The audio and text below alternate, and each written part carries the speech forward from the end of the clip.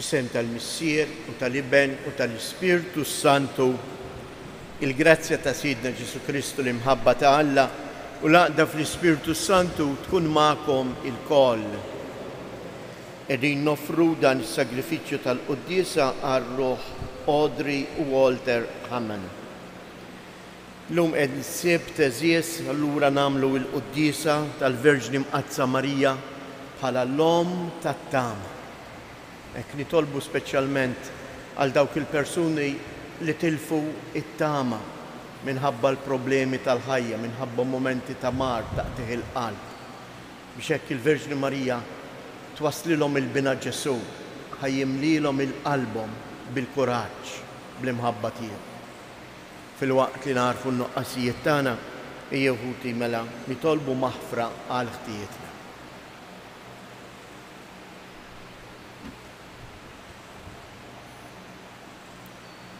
Mulej ħniena, Kristu ħniena, mulej ħniena. Iħenna lina Alla li jista' kollox jaħfrilna dnubietna u jwassalna għal ħajja ta' dejjem. Nitolbu. Mulej Alla tagħna, inti rid li l-Verġni Mqazza Marija tiddi fil-Knisja tiegħek bħala sinjal ta' tama żgura fil-ħnina tiegħek għatina li daw kollha li huma mġarbejn mid-dwejjaq tal-ħajja lejja jirrikorru u jiksbu l-faraġ minn għandha ħajqawwa qalbhom u ma jibżgħux aktar jaqtgħu jishom mis-salvazzjoni tagħhom. Bibnek Ġesu Kristu Sidna li hu Alla u li miegħek jgħix u jsaltan flimkien mal-Ispirtu Santu għal dejjem ta' dejjem. Amen. Għalem il-ktib tal-profeta Amos, dan jgħid il-mulej, dakinhar intalla mill-ġdid l-għarix ta' David li sar ħerba waħda u rrakka it-tiċrid tiegħu. Nerġa' intellalu dak li jitġarraf minnu u nibneħ kif kien fl-imoddi biex huma jirtu il-fdal ta' Edom u l-ġnus kollha imsemmija għalija. Oraklu tal-mulej li għat jagħmel dan. Araw għat jiġi żmien oraklu tal-mulej meta min jaħrat jilħaq fuq min jaħsad, min jasar l-eneb jilħaq fuq min jiżra u l-inbiġdejt ikattar mill-muntanji u l-oljiet kollha ikunu jnixxu minnu. Irreġġa il-poplu tiegħi Iżrael għalli kien jibnu li bliet mekruda u jamru fihom, iħawlu id-dwieli u jixorbu l-imbit tagħhom u jxettlu ġonna u jieklu mill-frott tagħhom u jinħawilhom farthom u qatt iżjed ma jinkalgħu mill-art li tajthom. Il-kelma tal-mulej inroddu ħajr il-Alla sarm responsorjali ngħidu flimkien il-mulej islim ixandar għal poplu tiegħu, il-mulej islim ixandar għal poplu tiegħu. Ħanisma' xi jgħid Alla, il-mulej islim ixandar għal poplu u l-ħbib tiegħu u għal dawk li jafdaw fih flimkien. Il-mulej islim ixandar għal poplu tiegħu. It-tieba u l-fedeltà jiltaqgħu, il-ġustizzja u l-islim jitbewsu. Il-fedeltà mill-art timbet u l-ġustizzja mis-sema tixref flimkien. Il-mulej islim ixandar għal poplu tiegħu. Il-mulej ukoll jagħti l-ġid tiegħu u ortna tagħti l-frott tagħha. Il-ġustizzja qudiemu timxi u islim fuq il-passi tiegħu flimkien. Il-mulej islim ixandar għal poplu tiegħu. Alleluja! Alleluja, Alleluja. In-naċ tiegħi jisimgħu leħni jgħid il-mulej u jien narafhom u huma jimxu warajja. Alleluja.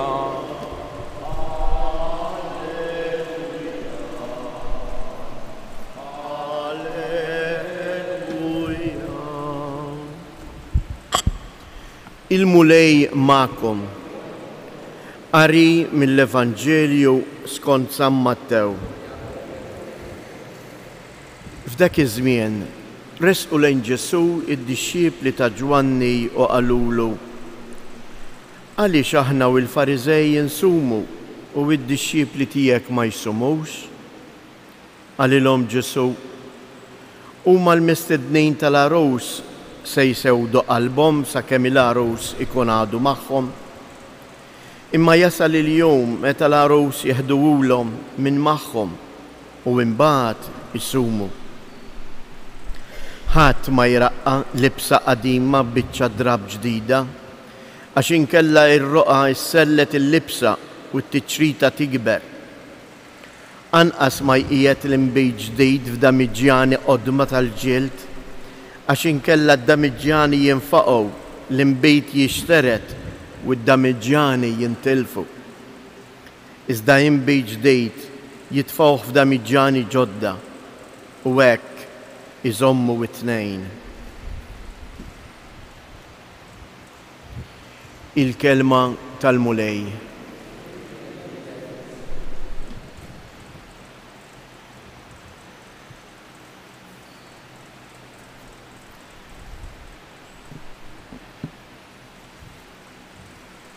Għad jiġi żmien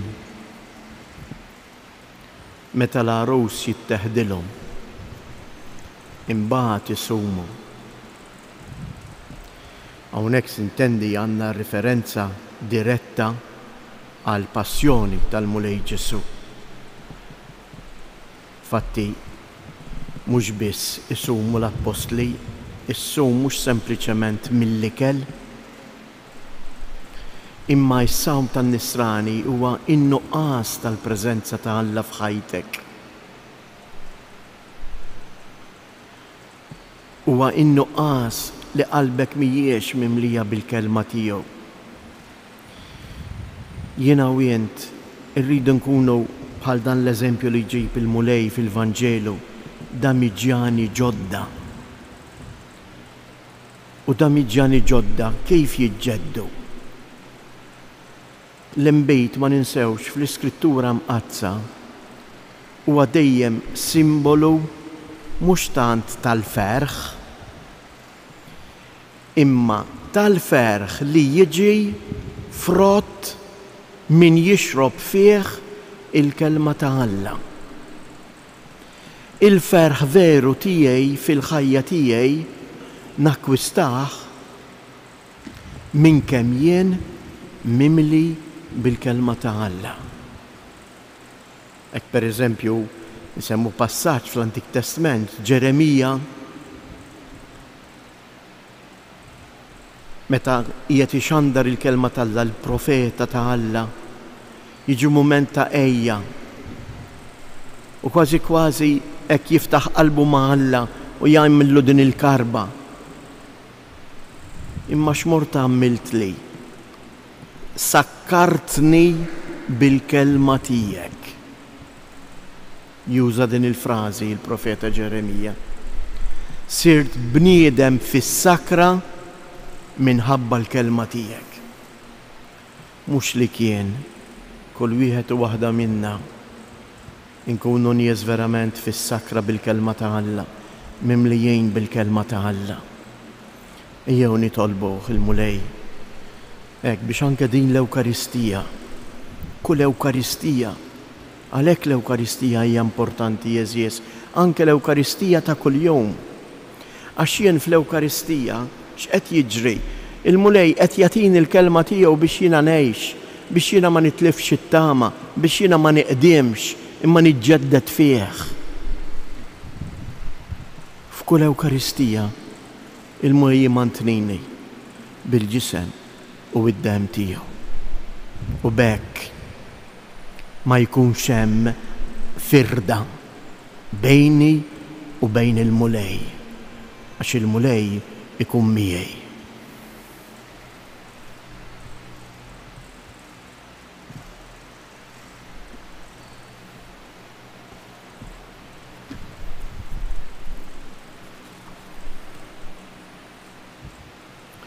Jeħuti jinduru lejn il-mulej Alla tal-ħajja u tal-ferħ li ta' kuljum jistedinna għal mejda ta' ibnu il-Aziz biex jimla il-qalbna bil-ferħ tiegħu.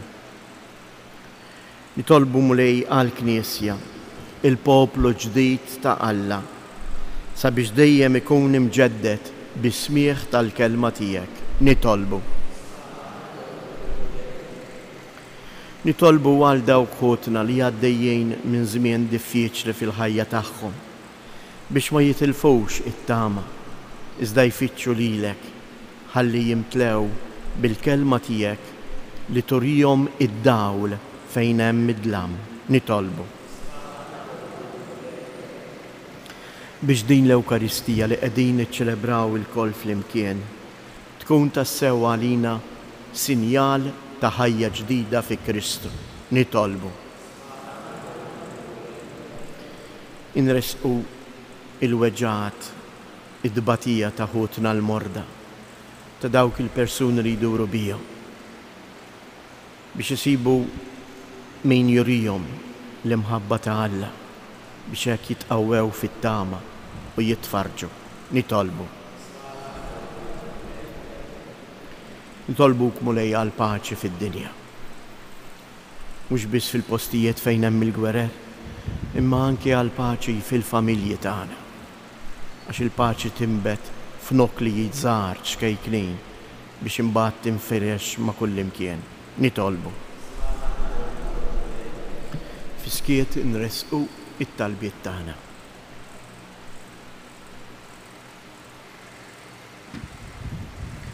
Alla tal-ħniena li tatina li ngħixu ferħana bil-preżenza tal-feddej tagħna Ġesu. Mexxi għalhekk il-passi tagħna fit-triq tasliem sakemm naslu sabiex niċċelebraw l-ikla ta' dejjem tas-sema bi Kristu Siedna.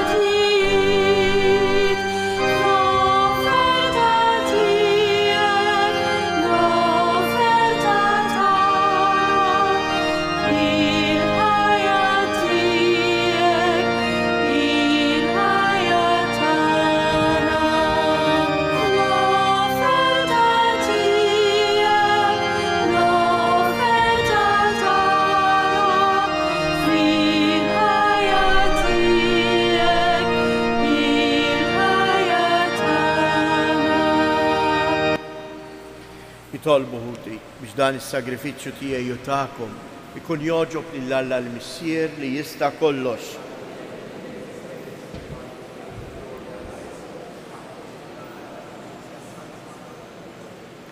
Il-qamulej it-talb tal-poplu tiegħek flimkien mal-offerti li ġibna għas-sagrifiċċju biex bit-talb tal-Verġni Marija Omm Ibnek ebda xewqa ma tkun għal xejn u kull talba tiġi milquwa bi Kristu Siedna.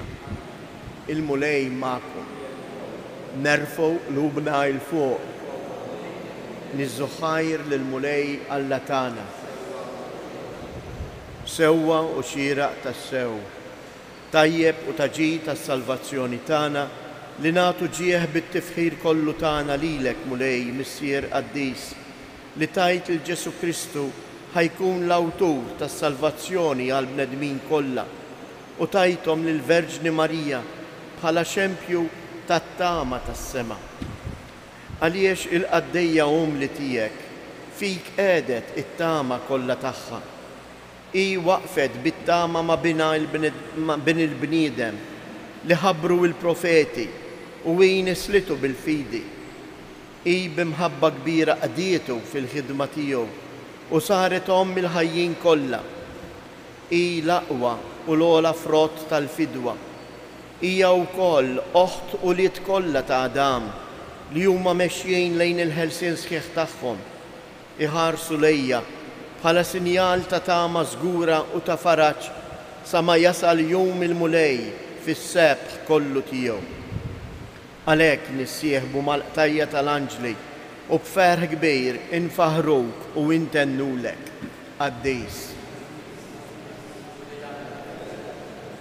Mewwitu l-art mimlija bil-glorja tiegħek, Osanna fl-għola tas-smewiet. Mbirek minn ġej f'isem il-mulej, Osanna fil-għoli tas-smewiet. Għaddejs tas-sewient mulej, inti lajn ta' kull qdusija.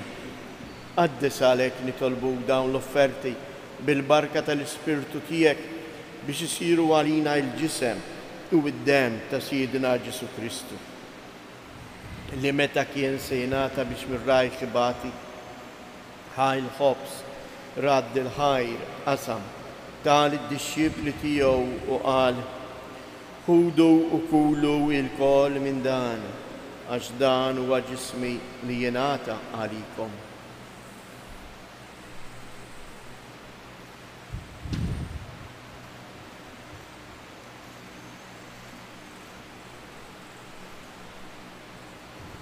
Ekku koll wara li klaħa l-kalċi, reġa' radd il-ħajr, tal id-disċipli tiegħu u qal, ħudu u jxorbu minnu il-koll, għax dan huwa l-kalċ ta' demmi tal-patt il-ġdejt li jibqa' dejjem. Id-dem li jxirrit għalikom għal bnedmin kollha għal maħfra ta' dnubiet, għamlu dan tifkira tiegħi.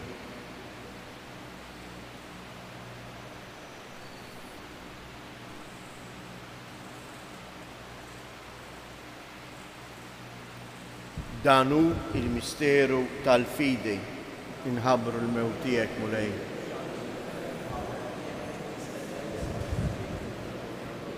Għalhekk aħna nagħmlu dan, tifkira tal-mewt u l-qawmien ta' Sidna Ġesu Kristu, nofrulek mulej il-ħobs tal-ħajja u l-kalċ tas-salvazzjoni u nroddulek ħajr għaliex oġbok tilqana hawn quddiemek biex naqduk. Mitċo kontana nitolbu lill-Ispirtu Santu jaqqadna f'ġisem wieħed, lilna li nieħdu sehem mill-ġisem u id-dem ta' Kristu. Ftakar mulej, fil-Knisja tiegħek imxerda mad-dinja kollha u ittaqa' fl-imħabba flimkien mal-Papa Franġisku, mal-Isqof tagħna Anton u mal-Ministri tiegħek kollha. Ftakar ukoll fħutna li raqdu bit-tama tal-qawmien. Ftakar fil-mejtin kollha daħħalhom quddiemek fid-dawl tas-sebħ tiegħek. Ħenna lina l-koll nitolbuk, għati lilna ukoll il-wirt tal-ħajja ta' dejjem flimkien mal-Verġni mqazzhom Malla Marija, ma' San Ġusepp, l-Apostli u l-Qaddisin kollha li jgħixu fil-ħbiberija tiegħek sa mill-bidu tad-dinja. Għamel li magħhom infaħruk u insebħu Ġesu Kristu ibnek. Bi Kristu, ma' Kristu u fi Kristu, jingħata lilek Alla Missier li tista' kollox flimkien mal-Ispirtu Santu, kull ġieħu glorja għal dejjem ta' dejjem. Ejjew nitolbu kif għallimna u ridna nagħmlu li bentalla għas-salvazzjoni tagħna. Missierna li inti fis-smewiet, jitqaddes ismek, tiġi saltnatek, ikun li tritient kif is-sema hekk da fl-art. Ħobżna ta' kuljum għatina llum, aħfrilna dnubietna, bħalma naħfru l-minuħati għalina, u la ddaħħalniex fid-tiġrib iżda eħlisna mid-deni. Eħlisna nitolbuk mulej minn kull deni. Għatina fil-paċi tiegħek, il-paċi fi żminijietna, biex inkunu ħielsa dejjem mid-dnub u mħarsa minn kull inkwiet. Aħna u nistennew u nittamaw ilejna u l-miġġja tas-Salvatur tagħna Ġesu Kristu. Mulej Ġesu Kristu li jgħid lill-Apostli, inħallilkom is-sliem, natikom is-sliem tiegħi, la tħares lejn dnubietna, iżda ħares lejn il-fidi tal-Knisja tiegħek. Għatija s-sliem u laqda li jien trid fija, inti tgħix fis-salta għal dejjem ta' dejjem. Il-paċi tal-mulej tkun dejjem magħkom. Għatu l-paċi lil xulxin.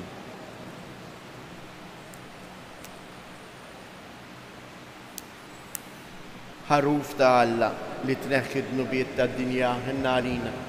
Ħaruf ta' Alla li tneħħi d-nubiet tad-dinja ħenna għalina. ħaruf ta' Alla li tneħħi d-nubiet tad-dinja.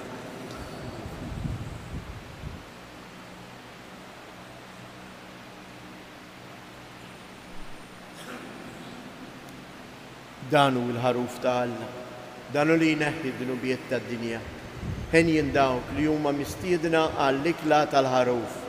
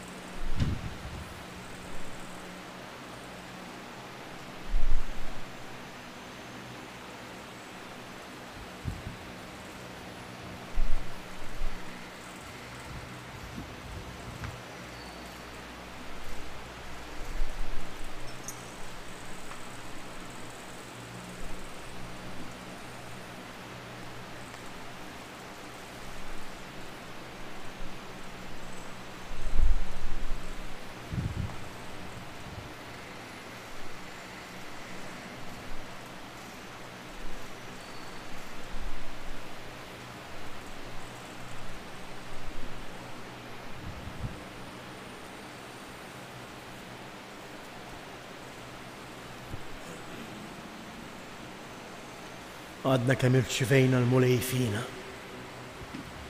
Jew nitolbuh biex ikompli jġeddidna fih. Jew nitolbuh biex jagħtina l-qawwa tal-Ispirtu ħalli ngħixu il-kelma tiegħu.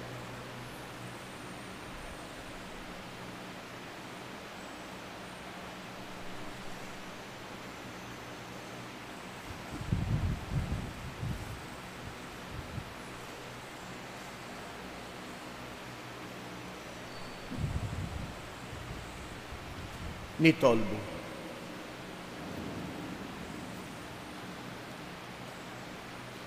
Issa li tqarbilna bis-sagramenti tas-sema u tas-salvazzjoni tal-fidi, fiċ-ċokontana nitolbuk mulej biex aħna u nqimu bid-devozzjoni kollha lil Verġni Marija it-tama ikun jistħoqilna sehem magħha fl-imħabba ta' dejjem bi Kristu Siedna. Kieku nofru dawn it-tliet Avamarijiet għal dawk kutna li naqsithom it-tama li jinsabu mifxula fid-dalma fil-kumbattament tal-ħajja. X'il-Madonna twaslilhom lil bina Ġesu ħajdawwal il-ħajja tagħhom bil-kelma tiegħu. Sliem għalik Marija, bil-grazzja mimlija l-mulej miegħek. Imbierka inti fost in-nisa, imbierek il-frott tal-ġuf tiegħek Ġesu.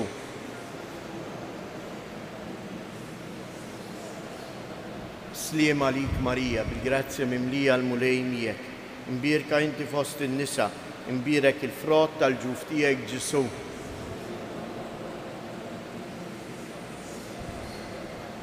Sliem għalik Marija, bil-grazzja mimlija l-mulej miegħek. Imbierka inti fost in-nisa, imbierek il-frott tal-ġuf tiegħek Ġesu.